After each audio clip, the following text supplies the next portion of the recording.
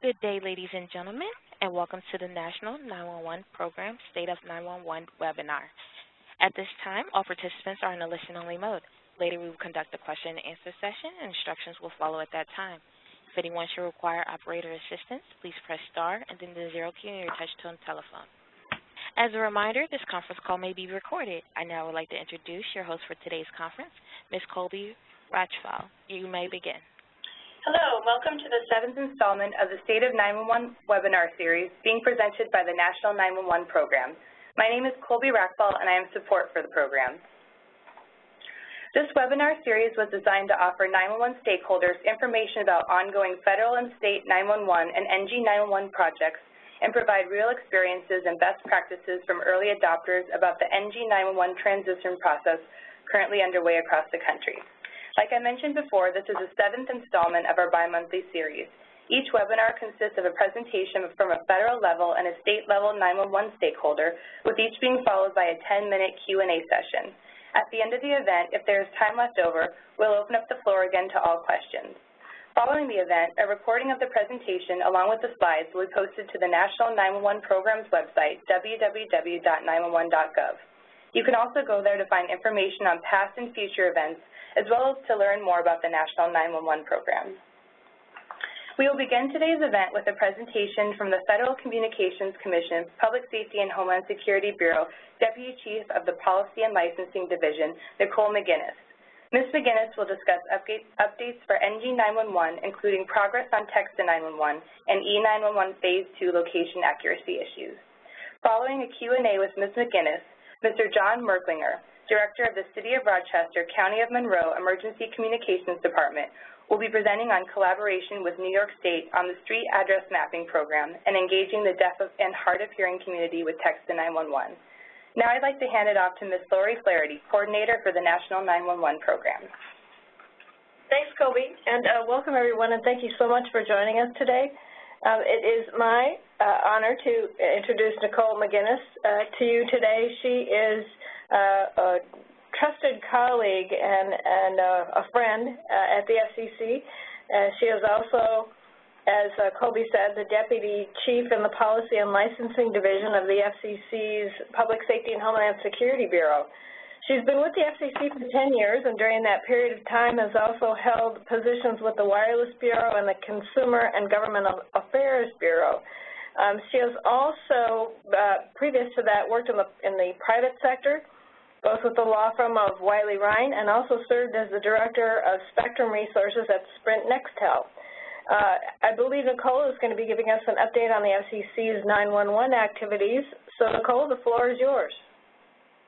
Okay. Thank you, Lori, and thank you for the opportunity to talk to you today about the Federal Communications Commission's initiatives in enhancing the provision of 911 services and in promoting the deployment of next-generation 911. The State of 911 webinar series is an extremely useful tool, and we really appreciate being invited to participate in this discussion. So we last spoke to you this past January when a colleague of mine did a webinar. So I thought I would provide you with an update of what we've done since that time. We've been working very hard on E911 location accuracy issues and on developing the path to text-to-911 and next-generation 911.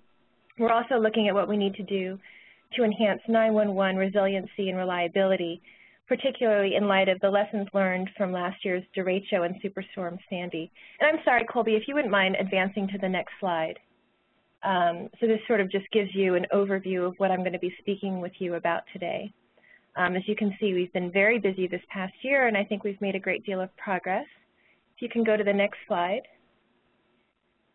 So, as some of you know, the FCC has been traditionally involved in regulating 911, principally on the carrier side, in order to help facilitate and expedite the transition from legacy 911 to next-generation 911. We've developed a 5-step plan that helps frame the FCC's role. The first element of the plan is ensuring location accuracy. The Commission has long been involved in ensuring that carriers include location information with calls to 911 from wireless phones. These regulations are referred to as our E911 requirements. So as the transition to next generation 911 takes place, We want to make sure that our E911 requirements are continuing to keep pace and are effective. We've been very active on these issues, and particularly as they might apply to indoor environments, and I can come back to this later in subsequent slides. The next point in the plan is enabling consumers to send texts, photos, and videos to PSAPs. Text to 911 trials are taking place now, and even though Text to 911 has been deployed only to a limited extent, it's already prevented harm and saved lives. The third part of the plan is to develop an NG911 funding model. This is an ongoing priority for us. The Commission is responsible for an annual report on the collection and use of 911 fees, which I can touch on later as well. The fourth point in the 5-step plan is facilitating the completion and implementation of next-generation 911 standards. So the FCC is not a standards body, so this work is generally taking place outside of the agency. But we're making sure that as we move forward with our regulatory activity that we take these standards into account. And the last point of the 5-step plan is governance. We want to work closely with all of the different governing bodies who have authority over the different pieces of the 911 system. Earlier this year, we submitted a report to Congress that made some recommendations that relate to governance, and I will talk about this later in my presentation. So if we can go to the next slide. Text to 911 is an area to watch in the next couple of months. It's an extremely important service, as I'm sure you all know, as there are instances in which voice calls for help are impractical or even dangerous. And it's very useful for those with hearing or speech disabilities who may rely upon texting to communicate. Text messages may also have a better chance of getting through when voice networks are congested. The 4 major carriers have committed to deploy Text to 911 in their networks by May 2014. This voluntary agreement was a major breakthrough, and the Commission, as well as NENA and APCO, are dedicated to ensuring that carriers follow through with this commitment. You can go to the next slide. So this slide just provides an overview of the state of deployment of Text to 911, including the implementation of an automatic bounce back message notifying consumers when Text to 911 is not available in a given area. And when you look at the implementation of Text to 911 service by carriers, we can say, we can add one more state. We just learned that Text to 911 is now available in Greenville County, South Carolina. You can go to the next slide. So the chart you're looking at here shows the deployment of Text to 911 as of October 29th. We've been pleased to see an increasing number of PSAPs launching Text to 911 in their jurisdictions, whether on a trial basis or as a permanent component of their operations. As the chart shows, multiple PSAP jurisdictions in 11 states have deployed Text to 911, and we expect those numbers will go up as carriers are finalizing their vendor agreements and are implementing PSAP requests for service. And also, as I just mentioned, based on information we received yesterday, this number has now increased to 12 states where there's deployment of Text to 911 with the addition of Greenville County in South Carolina. As we receive additional information from carriers on the deployment of Text to 911, we're going to make that available, that information available on our website. That's www.fcc.gov/text-to-911. You can also read the carrier status reports on the deployment of Text to 911 at that website as well. So that's something you can keep coming back to, and we'll keep that updated for you. If you can go to the next slide. So with May 2014 fast approaching, more needs to be done and done quickly to prepare for the broader rollout of Text to 911. As you may recall, the Commission released a notice of proposed rulemaking last December that proposed to require all wireless carriers and interconnected text providers to support Text to 911, not just the major carriers that have already voluntarily committed to do so. We are now focused on the next stage of that proceeding, in which we will consider adoption of final Text to 911 rules. We know that in the months ahead, deployment of Text to 911 will not be uniform nationwide, so that Text to 911 will be available in some areas but not others. The Commission, therefore, has taken action to protect consumers in situations where Text to 911 is not available. Earlier this year, the Commission adopted an order requiring carriers and interconnected text providers to implement what we refer to as the bounce back rule. Providers must send automated bounce-back notifications when a consumer attempts to send a text to 911 in an area where text to 911 is not available. The bounce-back message notifies the consumer that text to 911 is not available and advises the consumer to try and contact 911 by alternative means. Finally, I just wanted to note that text to 911 implementation involves not just carriers and interconnected text providers, but also PSAPs. So we encourage more PSAPs to make this transition, and we need your support to ensure that the public is served, particularly those with hearing and speech disabilities, and rely upon text to communicate. Next slide, please. And now I want to talk to you a little bit about what we've done with respect to E911 location accuracy. We've been working very hard on this in the past year to make sure that our rules are keeping up with today's realities. The Commission's E911 rules seek to improve the effectiveness of wireless 911 calls by providing 911 dispatchers with accurate and meaningful information about the location of the caller. We revised our rules in 2010 based at that time on a consensus approach that was agreed to by public safety and wireless carriers. The current 911 requirements strike a balance based on technological and practical considerations that were in effect at the time the rules were adopted in 2010. This slide shows you what those requirements are. These are the final set of requirements that will be implemented over an 8-year period ending in January 2019. I would note that these requirements in terms of testing for compliance with these requirements, they're based on outdoor measurements only at this time. Since the 911 requirements were adopted, the wireless landscape has changed considerably. Several developments suggest that our current E911 rules may not be as effective as they need to be in ensuring that wireless carriers provide PSAPs with accurate location information in connection with all wireless calls.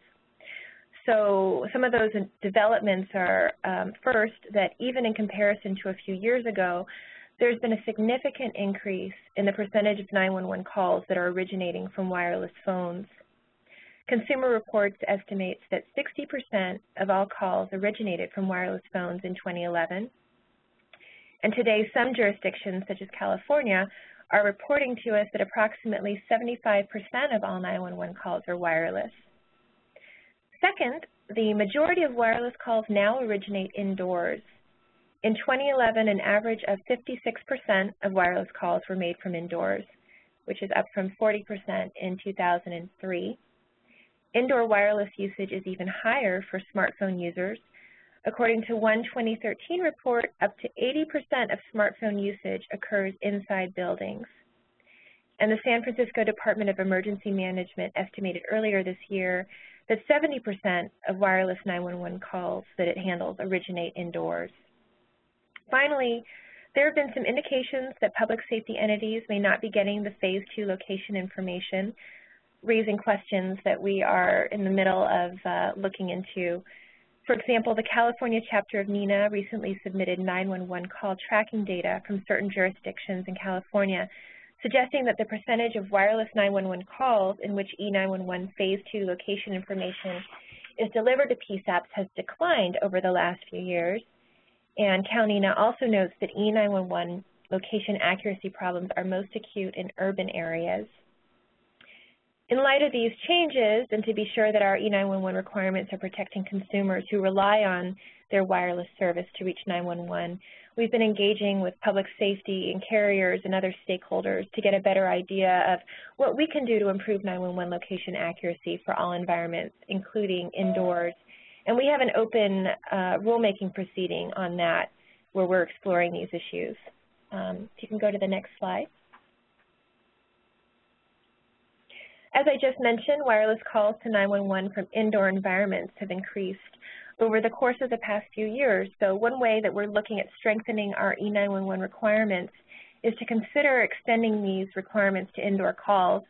If you recall, as I said earlier, right now the accuracy testing for these requirements is based upon outdoor measurements. So we're looking at extending that to indoor measurements as well. And in this respect, we're going to be looking at the technical foundation that was provided by CISRIC's Indoor Location Testbed. As many of you know, CISRIC, which is the Communications Security, Reliability, and Interoperability Council, is a federal advisory committee created to provide recommendations to the Commission and develop best practices to ensure optimal security, reliability, and interoperability of communication systems. So the CISRIC Working Group 3 was responsible for examining several E911 location accuracy issues, including evaluating the performance of various location technologies and their ability to support indoor environments for E911 services. The working group developed an indoor location accuracy test bed to test these various technologies, and in doing so, it selected the San Francisco Bay Area because it included a variety of different environments within a fairly discrete geographic area. The test bed included several different building types, such as steel, glass, concrete, and masonry, and different building heights in order to be representative of dense urban and urban environments. The working group tested the indoor location capability of 3 technologies: AGPS AFLT by Qualcomm, RF fingerprinting by Polaris, and network beacon technology by NextNav. The first 2 technologies are currently commercially available, and the third technology is an in-building beacon technology independent of the CMRS provider's wireless network, and it uses calibrated atmospheric pressure sensors in handsets to provide vertical location information. In March, the working group issued this report discussing the results of the test bed and making recommendations about how best to move forward with indoor location. In general, it found that while indoor location technology is evolving, technologies currently exist that can deliver indoor location information for many indoor environments that is comparable to outdoor location information in its level of accuracy. The report also stated that as wireless usage increases and as more people are using cell phones indoors or have abandoned the usage of landline phones altogether, it is becoming clear that we need to accurately locate wireless users in indoor environments.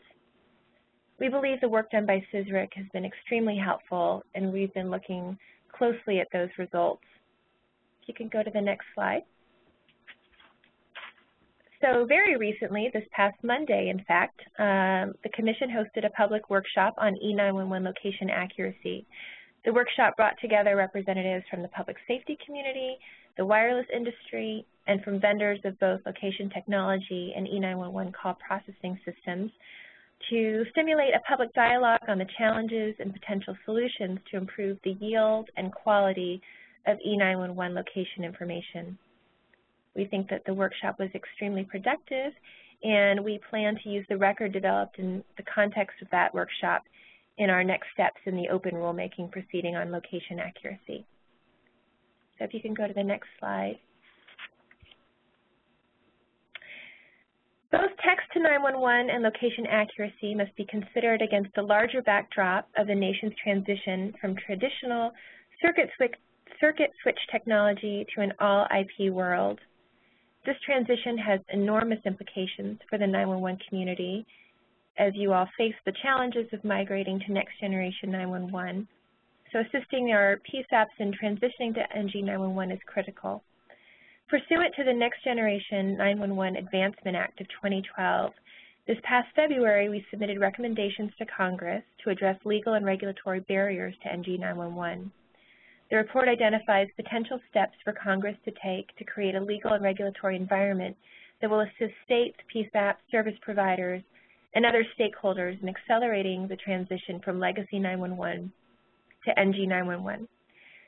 The report's lead recommendation is for Congress to help encourage states to become early adopters of NG911. Early adopters can try out new models and technologies and generate valuable experience with NG911 implementation that other states can learn from. The Commission also recognizes that funding for NG911 implementation is particularly challenging, and we identified funding as a leading issue in our report to Congress, which brings me to my next slide. We know that funding of 911 and NG911 is a critical concern to so many of you. Although we cannot provide funding ourselves, we have sought to support funding efforts in other ways. The Commission is working to shed light on the issue of 911 fee diversion through our annual report to Congress, required by the Net 911 Act, on how states and other jurisdictions collect and spend 911 fee revenues, including instances of revenue diversion. The Bureau is hard at work preparing our next report to Congress, which is due at the end of December. This year's inquiry enabled us to collect somewhat more detailed responses from states than before regarding how the states collect and use 911 fees. So you can look for that report at the end of this year. If you can go to the next slide. Finally, before we close, I wanted to note that in addition to facilitating the transition to next generation 911, we must ensure that our existing 911 system continues to operate at its highest level. So I wanted to highlight a couple of the current proceedings along these lines. The Bureau is focused on implementing the 911 reliability recommendations that came out of the Bureau's 2012 derecho report. The 911 failures in the derecho can be traced back, in many cases, to wireline 911 service providers who failed to consistently follow recognized industry best practices. So this is why the report recommended the Commission take action with respect to 911 circuit diversity, central office backup power, diverse network monitoring, and outage notification to PSAPs. The Commission sought comment on these recommendations in a March 2013 Notice of Proposed Rulemaking, and we are now in the process of evaluating the record and next steps. Can you go to the next slide? In parallel with our work on network reliability, the issue of mobile wireless network resiliency has been one of our top priorities. Ensuring wireless resiliency during major disasters is increasingly important because, as I mentioned earlier, a growing percentage of 911 calls are originating from mobile phones. There's been progress on network resiliency since Hurricane Katrina, but events such as the derecho of 2011 and Hurricane Sandy have shown that there is still much work left to be done. Following the derecho, the Bureau did an in-depth review of carrier operations and learned that some very important industry best practices weren't followed. This led to wide-scale, complete or partial outages of 911 for millions of people. The Bureau has learned that there are differences in the way that carriers prepare for and respond to disasters that have a direct impact on consumers. While major disasters have an impact on all wireless networks, the Bureau has seen that some networks suffer less extensive site outages than others. This can be attributed, at least in part, to providers making different decisions regarding the extent of preparation for major disasters. Currently, however, consumers lack access to information about outages. This lack of information also means that providers are not being held publicly accountable for their choices. To address this issue, in September, the Commission adopted an NPRM on measures to improve the resiliency and service transparency of these networks. This includes a proposal to require mobile wireless service providers to report on a daily basis during major disasters the percentages of their sites that are operational in each affected county. The Commission would then disclose this information on our website. The NPRM seeks comment on the use of these percentages as a metric for consumers to assess and compare how well mobile wireless networks withstand and recover from disaster conditions. This information could inform consumer choice of provider and spur investment by providers to improve the resiliency of their networks. So we encourage all of you who are listening to this webinar to make your voice heard on this issue and to present your views in the rulemaking proceeding. We just published this notice in the Federal Register, and the deadline for filing comments is January 17th, and replies are due February 18th. With that, I will conclude my remarks, and I'm happy to take any questions. Okay, ladies and gentlemen, if you have a question at this time, please press star and then the 1 key on your touch-tone telephone. If your question has been answered or you wish to remove yourself from the queue, please press the pound key.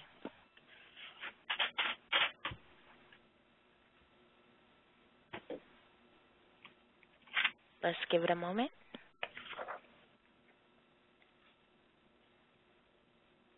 Again, if you would like to queue up for a question, please press star and then number 1 key on your touch-tone telephone.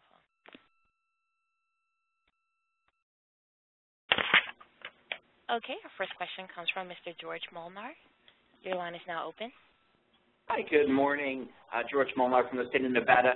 Quick question about what the possibilities are with location services in an era where people are turning off their devices more often in terms of saving battery and also ensuring privacy. And that's all. So you're talking about when a caller calls 911, but they've had their location services turned off?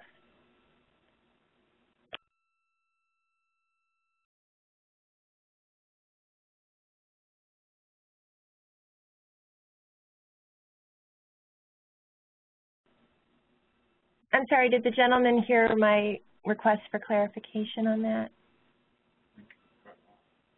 Are you still there? Mr. Molnar, your line is open. Are you still there? Well, I can just go ahead and answer anyway, which is that the carrier's provision of location information isn't dependent upon a consumer having that location information option open on their phone. So the carriers and the technology that they deploy is independent of that. And when a caller calls 911 from their handset, for example, using the GPS and otherwise, the carriers would be able to provide location information.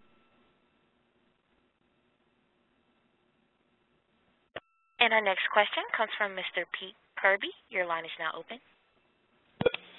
Hi, good morning. I wanted to ask if there's any direct requirement for any PSAP to contact or work with the FCC directly if it wishes to develop a backup communication center or if it wishes to upgrade to next generation 911 technology. We don't have a requirement along those lines, but we would certainly be happy to speak with and would welcome the opportunity to speak with any PSAPs as they go forward with deploying next generation 911. We've been in communication with a number of different 911 authorities in different states, and that would be a good opportunity for us to share what we've learned and hear from you about what your challenges are, but there are no specific requirements. I think that last slide has my contact information, so you can give me a call or send me an email if you wanted to discuss anything you might be doing in your state. Thank you. Nicole, this is John Tremonti. Is the FCC, what kind of outcomes from the whole review of the derecho storm regarding continuity and PSAPs, is the FCC going to be publishing best practices or recommendations about PSAP backup capability?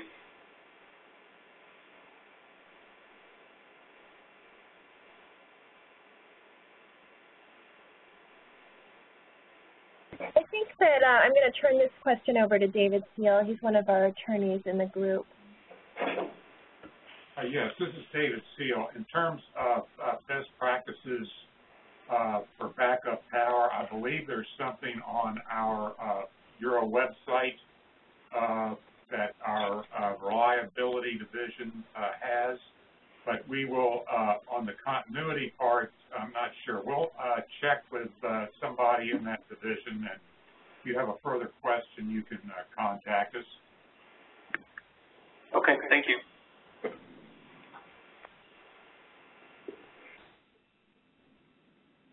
Okay, and our next question comes from Ms. Deborah Cottle. Your line is now open. Thank you. My question is, if we're ready, we think our county is ready to do the text to 911, on the website there, is there steps for us to let us know the best person to contact or what we need to do first? That's a good question. I don't believe there is that information on our website. If you want to give me a call, I can put you in touch with folks in our group who might be able to give you some help in that regard. But my guess is that it's going to depend upon, you know, your particular jurisdiction, the providers who are operating in your area. All right. Thank you. This is Lori Flaherty. Also with regard to sort of the PSAP end of dealing with the text to 911 issue, I know that Roger Hickson, who is the technical director over at NENA, has formed a group comprised of both public safety and carrier folks to address that issue. I don't believe they've put anything out publicly yet, but they have diligently been working through a long list of checklist items from the PSAP perspective. So if you need to contact Roger, that may be useful. And my contact information is at the very end of the presentation. So if you want to shoot me an email, I'd be happy to make an send an introductory email to facilitate that kind of answer. That would be great. Thank you so much. Sure. Again, ladies and gentlemen, if you'd like to queue up for a question, please press star and then the 1 key on your touch-tone telephone. I think we'll move on to the next presentation. Thank you so much, Ms. McGinnis, for your presentation. Thank you. I'd now like to hand it back to Lori to introduce John Merklinger, Director of the City of Rochester, County of Monroe Emergency Communications Department. Thanks, Kobe. We're really lucky to have John with us today. He's worked with us and been around, frankly, in this realm for a long time. His PSAP was chosen among a variety of PSAPs to be one of 5 that were involved in the DOT's NG911 initiative going back maybe 10 years ago, and they've always been sort of a front runner in terms of practices and operation. As Colby mentioned, Mr. Merklinger is the Director of the Emergency Communications Department for the City of Rochester, which is in the County of Monroe, New York. And I'm going to hand it over to you, John. Thank you so much for presenting today. Lori, thank you very much. First, just to go back to the one gentleman's question about backup power, I missed whether he was talking about within the cell network or at the 911 centers.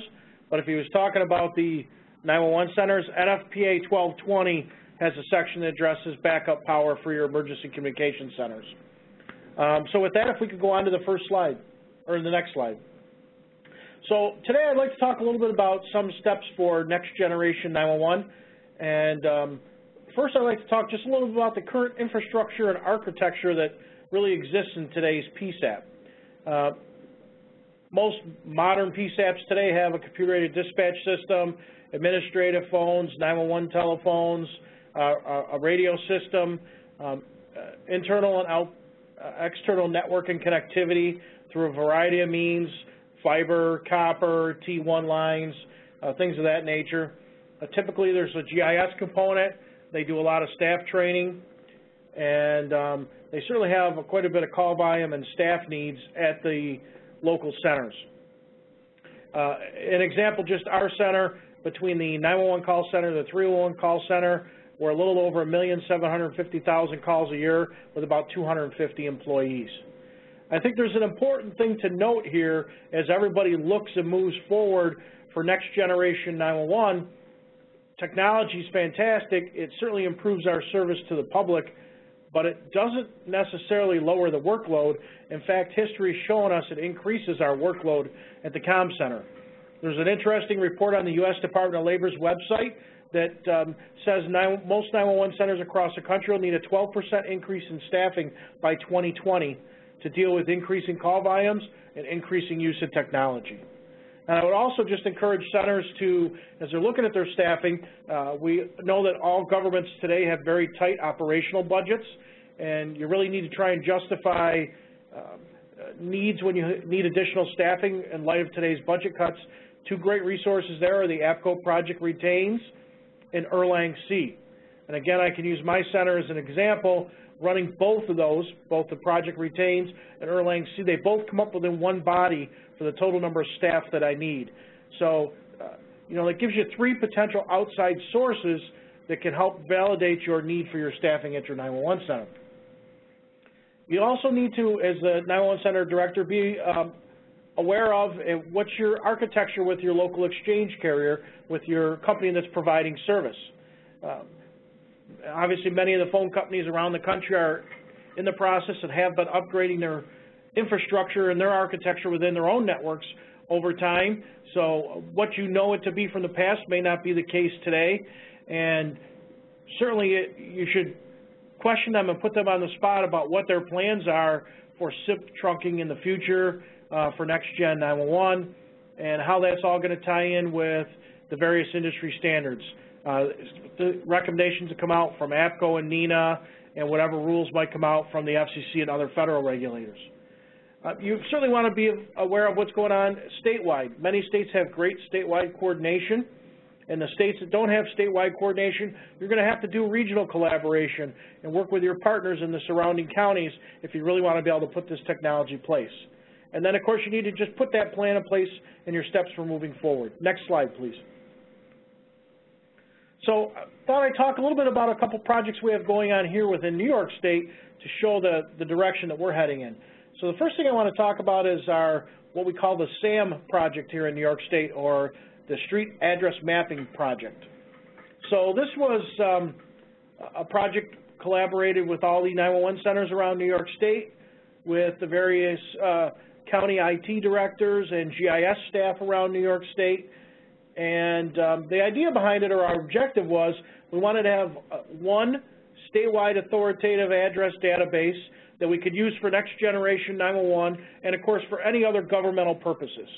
And our plan really is to, when the project's done, get our bang for the buck and put this information out there for other governmental purposes, or even public use as well, portions of it. So this is a joint project with all 62 counties in New York State and the Office of Information Technology Services. And we're working very closely with that group, the GIS folks, and it's been an excellent collaboration so far. It's a two-stage project that's grant funded, and the goal behind the project when we're done is that we will have street address mapping in a GIS format for every single county in New York State that we can use for next generation 911. I think it's important to note when you're going to work on your GIS system, whether it's locally within your individual PSAP, or in our case on a statewide format, you really need to follow all the NENA Next Gen 911 GIS standards. There's a data file standard that NENA has on their website. And you also need to look at the Civic Location Data Exchange Location Format, or the CLDXF. Basically, this is just a standard or a format within GIS for all your GIS mapping within the system. The reality is this is pretty complicated stuff. It's not my forte, so you need to engage those experts early on and bring them in and help you do this project. Next slide, please. So I thought we'd talk a little bit about next generation 911 here in Monroe County and some things and actions we've taken so far. So we really have identified we had a sort of an immediate need, our midterm, and our long-term needs to address next-gen 911 going forward. Like all PSAPs, we have limited resources, staffing, and limited funding to be able to implement these projects, and of course that becomes a concern. How do you really make it happen? So our immediate need in our area, we have an extremely large deaf community. We have over 48,000 deaf and hard of hearing residents in our county. It's the largest per capita deaf community in the United States. And we've certainly needed a better way to serve that community.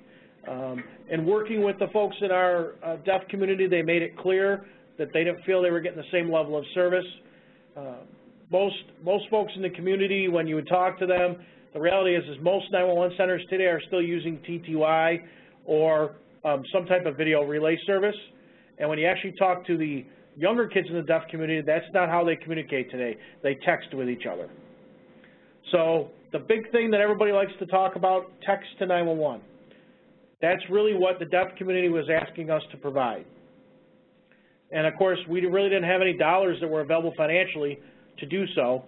And like all centers, we had that trepidation of, wow, what's this going to do to our call volume? How is it going to impact the center? So through education, through our state 911 group at one of our conferences, Bob Gajanovich from TCS came and talked about the GEM 911 product that they were working on for Verizon. And when we looked at that, we thought, boy, that might be a solution for our county. In our case, Verizon is the largest cell provider in our area of those 4 providers that the FCC's been working with. So what are the win-wins with GEM 911? Well, the best part is it's free. Free is my favorite 4-letter word. If you use the web-based product, you know, there's staff time and all those other things involved, but there is no charge to physically purchase the product. There are other text to 911 products available on the market today. All have their advantages and disadvantages, and you're probably going to have to evaluate those for what will serve your county's needs best. In this case, for us, free was very helpful. The interesting thing about all this is the product actually is very easy to use, and there was really minimal staff training, which was really a concern for us, was how much time are we going to have to spend training our staff to get them ready to deploy this product. Next slide, please.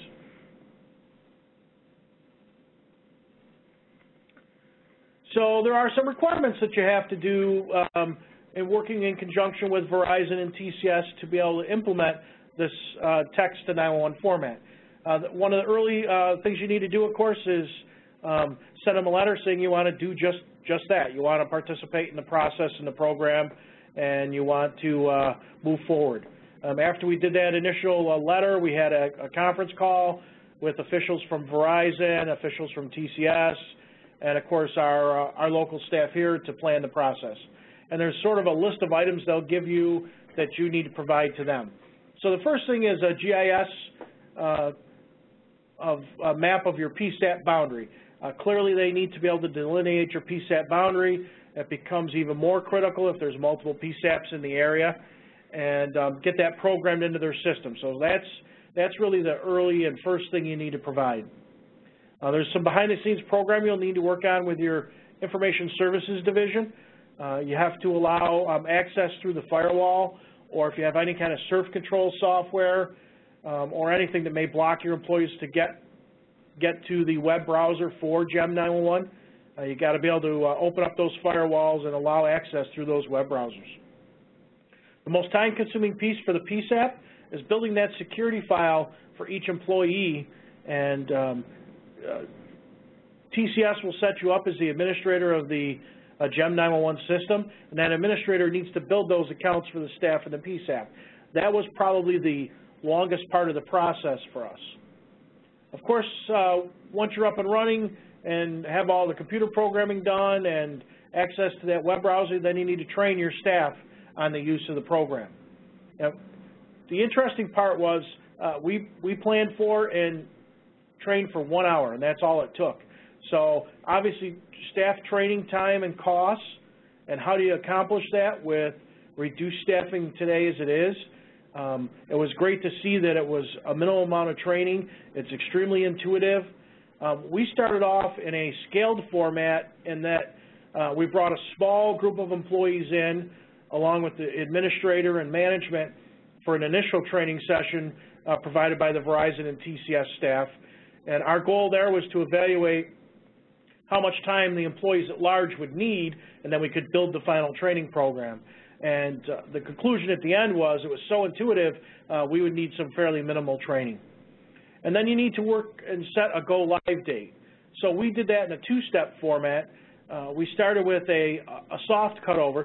The simple reality is once the product's turned on, it is there and available for the public to use, even in a soft cutover format.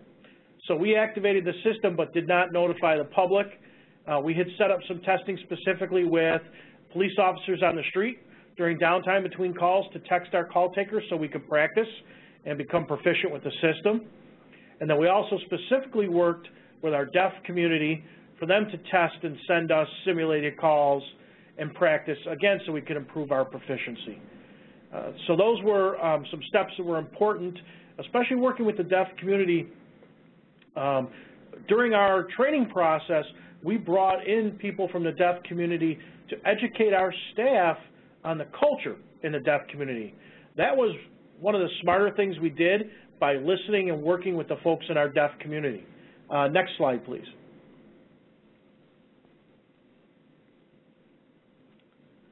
So obviously you need to educate the public about text to 911 and the way to use the system.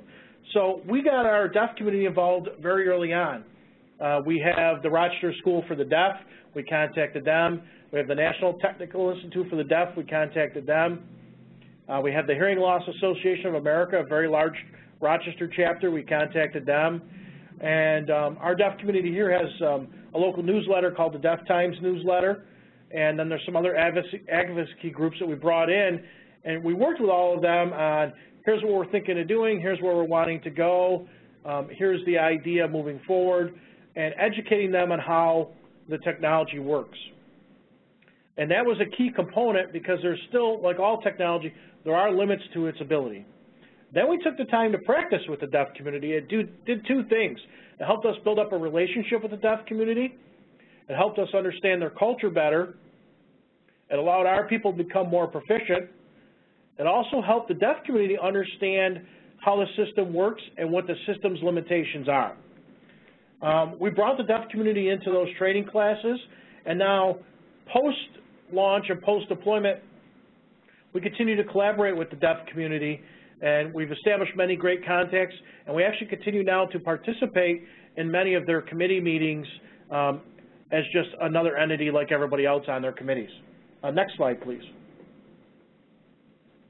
I'll be glad to answer any questions. I went fairly quickly and just obviously touched on the highlights of the process, but more than glad to get into any more detail with anybody that's interested. Ladies and gentlemen, if you have a question, please press star and then 1 key on your touch-tone telephone. Our first question comes from Mr. Roger Hickson. Your line is now open. Hi, John. Roger Hickson here. Hey, Roger. How are you? I'm pretty good. Did you implement, this is SMS text to 911, correct? Correct. Did you implement this for all county, or for all PSAPs in Monroe County at the same time? Yes. Well, we're the only PSAP for the whole county, so we're about 686 square miles, about 765,000 residents. Okay. It's been my opinion that SMS text ought to be implemented countywide for areas that have multiple PSAPs, because otherwise the consumers of this service can't be sure of where that service exists and where it doesn't.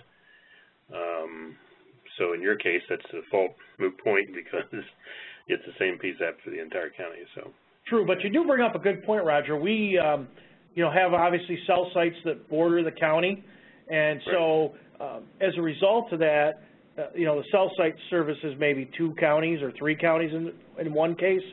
Those calls are actually all routing here. So we've actually ended up answering some text messages for some of the adjoining counties and actually entered calls and sent them calls as a result. But we all consider that a win-win meeting in our regional groups, and actually other counties in the region are talking. So we have a 10-county regional consortium, which is about a 5,000 square mile area, and we're kind of all headed in this direction over the next few months. No, that's good. Could I take a minute and respond to the lady that asked the question earlier that Sure. Lori responded to? Yeah, go ahead. The National Service Coordination Group for SMS text, which is what Lori was referring to, that I'm the lead or facilitator for. We're planning to put out documents in document in various forms for information and planning for SMS text in hopefully December, possibly early January, that will cover several things. One, what the options are for implementing SMS text to 911 and how they work and what the relationships are there. A common standard request for service and questionnaire for public safety authorities to respond to the carriers that are providing this service, which are currently only Verizon, T-Mobile, AT&T, and Sprint. I'm sure in future times in that regard. And thirdly, we're doing a focus group which is intended to identify from past experience and current experience the best ways to interact and communicate between the PSAP telecommunicator and the caller or / texter, if you will, that is using SMS text to 911, so that people have a feel for how to put things, how not to put things, how to most effectively communicate, and things of that nature. We have several other things in that group going on too. But the intent is to get all of that out, at least in first form, well before the May 15th, 2014 date. That is the commitment date from the 4 large carriers for making the service available. Verizon is the early adopter, if you will, in regard to this at this current time, but other carriers are starting with TCC providers to get ready to do this. So this Service Coordination Group's intent is really to try to commonalize as much as possible what public safety sees so that we don't have 4 or X later on different processes from different carriers and different providers and so on. And it becomes a more of a common approach to this whole SMS text, interim texting arrangement in the country. So anybody's got any questions about that can certainly contact me at Nina. My number and email is on the Nina website, as Lori implied earlier. Thanks. And, you know, Roger makes a good point. I mean, I did contact him early on when we were looking at deployment. He's a great resource, and I would encourage everybody to take advantage of that. Hopefully I don't overwhelm him by saying that. You know, another interesting thing to point out is we were going through the process here. You know, one of the things I learned is that AT&T has a significantly discounted plan for the deaf community. And, you know, so we were doing this with Verizon because they're the early adopter, but a significant number of our deaf community has AT&T phones. So that was one of our early challenges with the project. And so, you know, I'm encouraged and hoping that AT&T will be ready in the near future so we can deploy with them next. Okay, and our next question comes from Ms. Kayreen Lum. Your line is now open. Thank you. Yes, I'm Kayreen Lum with King County, Washington, and we are in the process of implementing Text 911 and also have a large deaf community. I'm wondering if you can speak to your deployment date and how many texts you have seen, including if you've had real emergency texts and any from your deaf community. Sure, that's an excellent question, and one of the things as the director I was afraid about was, what is this going to do to us? Is this going to be a big impact on our call volume, and how is it going to affect our staff? And unfortunately, because not a lot of people around the country were deployed at that point, I couldn't find good answers to that. So, you know, you're kind of taking that blind faith plunge moving forward. And what I did do is I went through and I was able to look at that we had about 2,800 calls in our prior calendar year that resulted in actual events from our deaf community. So, you know, when you look at that and you divide that across 365 days, you know, we kind of concluded that it wasn't going to be an astronomical amount of text coming from the deaf community. But then our worry was, will everybody else want to do it? Will every 16-year-old high school kid want to text us about emergencies? So we deployed actually in late May with our soft cutover, and 30 days later we did our public announcement with a big press conference with all those groups I mentioned earlier present. Since our press conference, basically since the beginning of July, we've had a little over 100 text messages come in. 74 have resulted in actual 911 events being entered. We did during our soft cutover period, and that's why I cautioned it. Actually, the day we turned it on, we got a text message, which resulted actually in a homicide. You know, you very well may get a live call the minute you go live. It has not been overwhelming for the staff thus far at this point. One of the pre-programmed messages that we put in is, if you have the ability to call 911, please call. And so there's a fairly good percentage of folks that attempt to call. We send them that message, and they attempt to text. We send them that message, they turn around and they call 911. About 30% of the folks that attempt to text, when you send them that message, will physically make the phone call.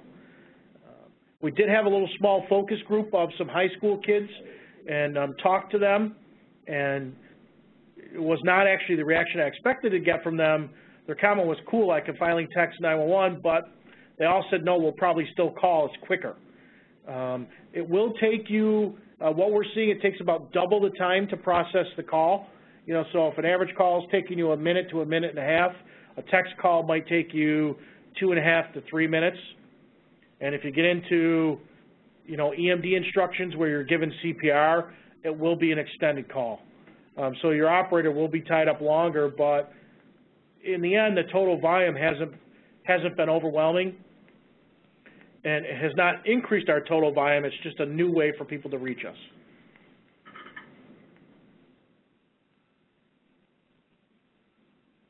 Thank you. And our next question comes from Mike Armstrong. Your line is now open. Yes, Mike Armstrong. John just answered my question. I had a question on the number of calls that he had seen, and in particular, the impact on the holding time. John, my assumption would be that the holding time would increase substantially. So basically, what you said, it kind of doubled. So you know that certainly answered it, and I appreciate that. Yeah. So you know the time you're spending with that particular caller definitely is increased. You know, within the product, and that's the kind of things you'll need to evaluate when you look at the different products in the market. You know, we set it up so all of our staff could do it, so I wasn't trying to figure out what couple people would have to do it, and what if they were on another 911 call on their actual phone, and sort of all those management issues that if anybody wants to call me afterwards, I'll be glad to run through a lot of those things we struggled with, how we were going to handle it. And but within the software, you know, you can see that somebody has the call and that they're on it and that they're chatting with the person. There are really a lot of features in the software. The other thing we've been doing is working very closely with TCS and submitting suggestions for ways we think the software would be even more helpful and more user-friendly. Well, I thought your comment, and I'm sure the other people felt that way, I never thought about it myself, your initial message back to the emergency texting party, that they may want to place a voice call to 911. That's a great idea, I think. And if they want to place a voice call, they can. If they need to stay with text, they can do that. So that was it. Thank you again. Yeah, and the other thing that can help you move through the call is we have about 30 pre-programmed messages that we pre-typed out in the software. So all we have to do is click on it and it sends it for us versus free texting it. Again, thank you. You're welcome. Thank you. That's all the calls that I'm showing at this time. Okay, great. Thank you so much, Mr. Merklinger, and thank you again to Ms. McGinnis. And thank you all for attending today's presentation. We look forward to your participation in future State of 911 webinars. The next installment will be Thursday, January 9th at noon Eastern, with presentations from a state and federal stakeholder to be determined. Registration for this event will open up a few weeks from now. Again, for more information on the National 911 program or to view a recording of this or past events, please visit our website at www.911.gov. Thanks again. Ladies and gentlemen, thank you for participating in today's conference. This concludes today's program, and you may all disconnect. Everyone have a great day.